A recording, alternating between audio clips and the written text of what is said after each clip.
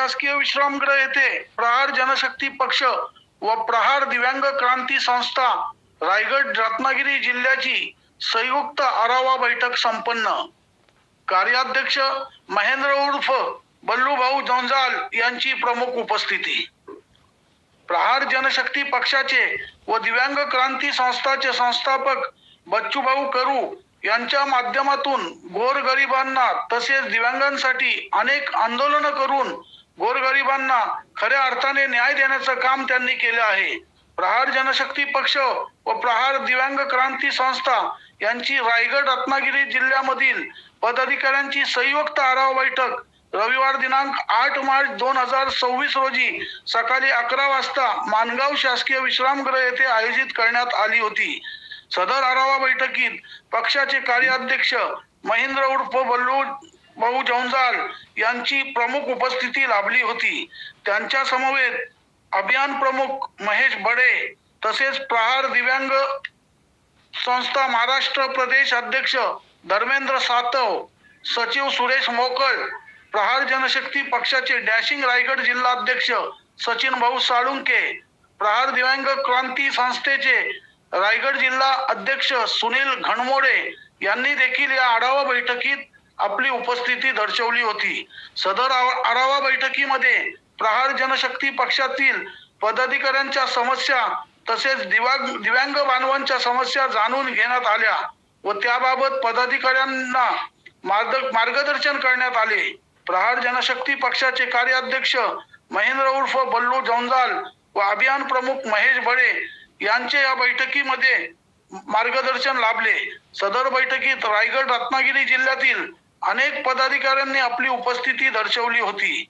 बैठकीत जागतिक महिला दिनानिमित्त महिलांचा सन्मान कार्याध्यक्ष श्री बल्लूभाऊ जंजाल यांच्या हस्ते करण्यात आले। बैठकीसाठी प्रहार जनशक्ती पक्षाचे राज्याचे कार्याध्यक्ष आदरणीय बल्लूभाऊ जंजाळ, अभियान प्रमुख महेश बडे, या कोकण विभागाचे प्रमुख सुरेश मोकल, जिल्हाध्यक्ष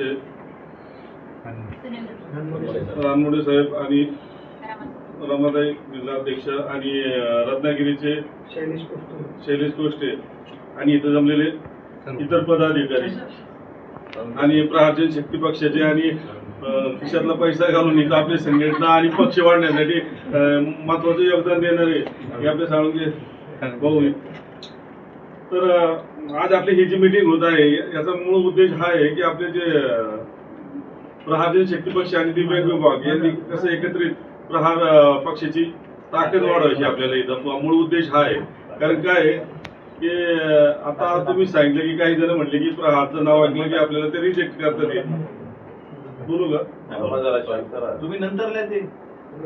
तर आपल्याला तुम्हाला सर्व दिव्यांग बांधवांना हे माहिती आहे की आज जे दिव्यांगांना ज्या सरकारी योजनेचा लाभ मिळतोय किंवा दिव्यांग हक्क कायदा की अंमलबजावणी होती ती केवळ बच्चू कडू यांच्या माध्यमातून होत आहे। बच्चू कडू यांनी केलेल्या आंदोलन, पाऊस पडत होता, मंत्र्याच्या गेटवर बसल्या किंवा आतमध्ये मंत्रालयात घुसून आंदोलन केली किंवा अधिकाऱ्यांवर का म्हणजे मारहाण केली अधिकाऱ्यांना, म्हणजे बच्चू भाऊंनी एवढा दबाव आपल्या दिव्यांगांसाठी केलाय।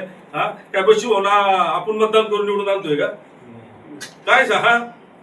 पण ते महाराष्ट्रात 88 तालुक्यात सर्व नाव बच्चू भाऊचे घेतात। तुमच्या आमदार तुम्हाला तरी माहिती आहे का कोण आहे आपला आमदार किंवा तो आमदार आमच्या तालुक्यात कुणाला माहिती आहे का शेजारच्या तालुक्यात? पण बच्चू भाऊ हे नाव सर्व महाराष्ट्रात माहिती आहे।